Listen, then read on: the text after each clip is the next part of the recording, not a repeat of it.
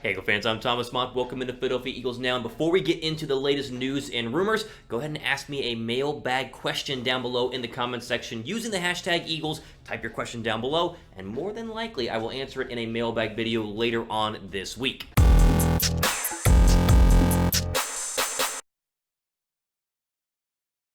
All right, let's go ahead and start with the latest Eagles news and rumors, and a lot of buzz is starting to come out about Everson Griffin and Philadelphia. Now, we talked about Everson Griffin, the free agent former defensive end of the Minnesota Vikings, and how he could be a good fit with Philadelphia like a month ago, and yet here we are again, and the main reason is because Everson Griffin remains unsigned, but it seems like there might be a kind of key detail as to why he is unsigned and how he could be coming to Philadelphia sooner rather than later. So apparently, he is waiting to sign with teams until he can actually go to their facilities and visit. He wants to go for an in-person interview and actually check out the facilities, meet with the coaches, meet with the front office before he actually signs anywhere, which is not necessarily odd. It's odd for the timing because, of course, right now you really can't go in and meet people face-to-face due to what's going on, but that's kind of normal for a lot of players during free agency. They want to see where they're going to be moving to, the city, the location, the stadium, where they're going to be working out, where their office is going to be, where their locker room is going to be. All that sort of stuff is normally kind of, what happens par for the course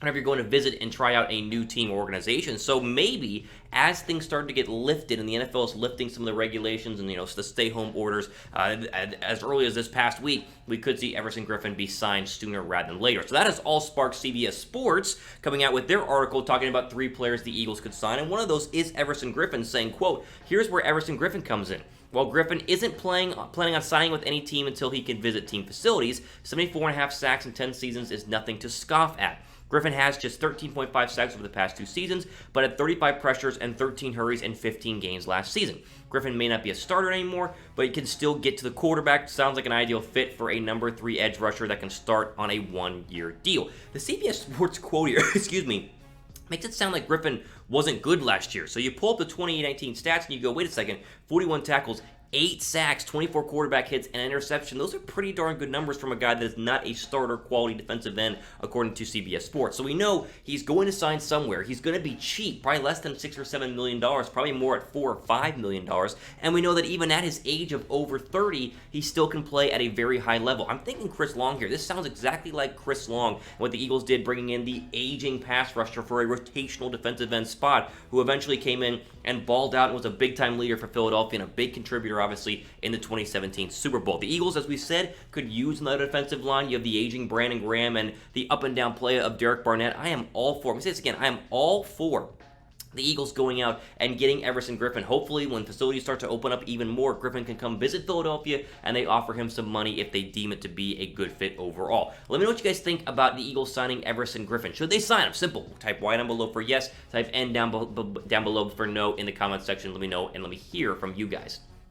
All right, moving on. Speaking of team facilities opening, the Eagles is open, but the coaches are not coming in. So this kind of ties in with the Everson Griffin stuff as well. So just last week, the NFL sent out a memo saying that they're going to allow every single team facility to open back up at limited capacities. Certain coaches can come in and start, getting ready for the offseason and doing what coaches normally do during the offseason inside their offices, talking to players and getting schemes and all that kind of stuff figured out. Well, Philadelphia released a statement basically saying that the Eagle coaches will continue to stay home because Doug Pederson has been very happy with the current outlook and what exactly has been happening from the virtual offseason programs the Eagles have actually done. So the team in a statement said last week, quote, "The virtual collaboration over the past 3 months has proven that the contributions and value of our employees is not dependent upon their physical presence at their facility."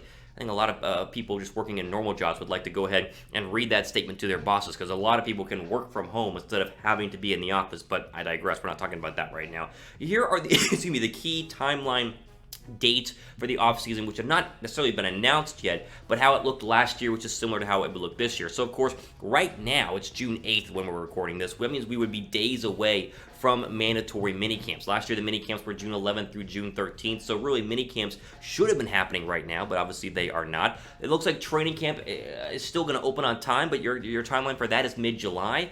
August is the preseason, and then September is going to be the start of the season. So the Eagles, again, are staying home right now. The question is just going to be, how much longer will you continue to stay home? Because these timelines, these key dates of minicamp, July training camp, preseason are going to come sooner rather than later. So expect the Eagles, even though they're kind of holding off right right now from a lot of coaches coming in, including Doug Pederson. Expect them to start coming to the facility sooner rather than later. Now, of course, no players are there. Players cannot go to rehab right now in terms of going to the NovaCare Complex to get injuries worked on. Think Alshon Jeffrey, his Liz Frank injury. They have to go to independent people and their own people, not only for injuries, but for workouts as well, which is going to make preseason all the more interesting and really training camp all the more interesting. How healthy, how ready to go, how's your football shape, how's that going to be when you've not been able to be in and around the facility? We'll keep an eye on that and see exactly what happens.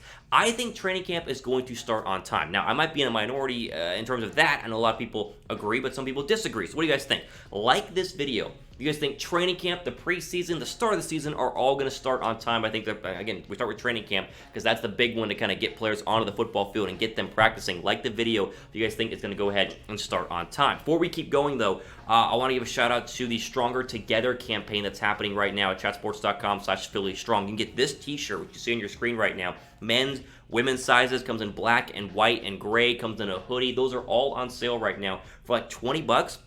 And 100% of the proceeds go to coronavirus relief funds. 100% go to COVID-19 charities and relief funds. The NFL takes no cut from that. I mean, it's just a great overall campaign. We're trying to highly encourage you guys to go ahead and check this one out because you get basically a free t-shirt for your donation of buying the t-shirt is how it works out. Chatsports.com/PhillyStrong is the place to go ahead and pick one of those up. Our final story today comes via Pro Football Focus, and Pro Football Focus does a very good job of giving us storylines to talk about during the offseason, and this one is no different. So Pro Football Focus has given out their tight end grades of all the tight ends for the past couple of years. And they actually are focusing not just only on pass catching, but tight ends have to block as well, so run blocking at the same time. The interesting thing about this, and you see it in the headline, Dallas Goedert had a crazy high rating, a rating so high, he was ranked higher and better than Zach Ertz. Before I show you exactly what he means by this and where he ranked Dallas Goedert in terms of Pro Football Focus, be sure to subscribe to Philadelphia Eagles now as we are approaching 12,000 subs here on the channel. We're growing at a crazy fast rate. Gonna hit 12,000, hit 15,000, maybe 20,000. That's all because of you guys. So go ahead, scroll down, and click the red subscribe button. We would greatly appreciate that. So Pro Football Focus has their highest tight end grades since 2018, which again, run blocking and pass catching. They have Kittle 1, Kelsey 2, Mark Andrews 3, Darren Waller is 4, and there he is. Dallas Goedert was ranked number 5. And you say, Thomas, how can that be? How can Dallas Goedert be ranked higher, literally higher, than Zach Ertz? It's weird how it all works out. First off, Zach Ertz was like 13 on this list. He was very far down, and that's because you take into effect run blocking, and apparently, according to the Pro Football Focus grades, while Zach Ertz is a better pass catcher, Dallas Goedert is a much better run blocker, so it evens out to having an overall grade in terms of Goedert being higher grade, having a higher grade than Zach Ertz. Now, the stats are interesting here. As you look at this, you and I both know Zach Ertz is a much better tight end. But Dallas Goedert has come a long way from where he was his rookie year, now entering year 3. Don't be surprised if Goedert comes out and balls out this year and has an absolutely massive year. Is he better than Zach Ertz? No, by no means. But the combination of two of them now playing at elite levels is something that's very interesting and something we have to keep an eye on. Now, you guys can answer the question down below. It should be easy, but I'll ask it anyway. Better tight end, Goedert or Ertz, right now? Now, right now, I think it's Zach Ertz, so I would be typing Zach Ertz down below. But if you think Goedert might, be better right now, type Dallas Goedert at the same time down below as well. The overall outlook on the Eagles tight end thing, regardless of where Pro Football Focus rates everybody, is still fantastic. I mean, the Eagles have two of the best tight ends, in my opinion, in the National Football League. And if Goedert continues to progress at the level that he is, and he was great at run blocking his rookie year, he was bad at pass catching, that has gotten better. It was kind of a combination of them both last year. If he can take that from being good at both to being great or elite at both, then you get into the Zach Ertz conversation and can maybe even take over for Zach Ertz in the future, as of course Ertz has a big contract coming up and has been aging, and so his lifespan in terms of his NFL lifespan is obviously shorter than Dallas Goedert's because Goedert is a younger player overall. There you go. All the latest Eagles news and rumors. Some interesting stuff kind of breakdown today I wanted to get to you guys. We'll keep an eye out for Everson Griffin. You'll be the first to know on this channel if the Eagles actually, call in Everson Griffin or try and make a trade for, or try to be signed Everson Griffin. We'll also keep you updated on the coaching staff and when they will be returning to the Philadelphia Eagles NovaCare Complex, hopefully soon. And finally, the last thing to break all down here, of course, the tight end depth chart and how much better Dallas Goedert can be than Zach Ertz. I don't think he's going to be better this year, but it's good news that Pro Football Focus has rated him so high because it shows he's progressed from his struggle bus in year 1 to a decent year last year in year 2, and now moving forward in year 3 as well. Ultimately, we have for today here on Philadelphia Eagles Now. I am Thomas Mott, signing off. Enjoy the rest of your day.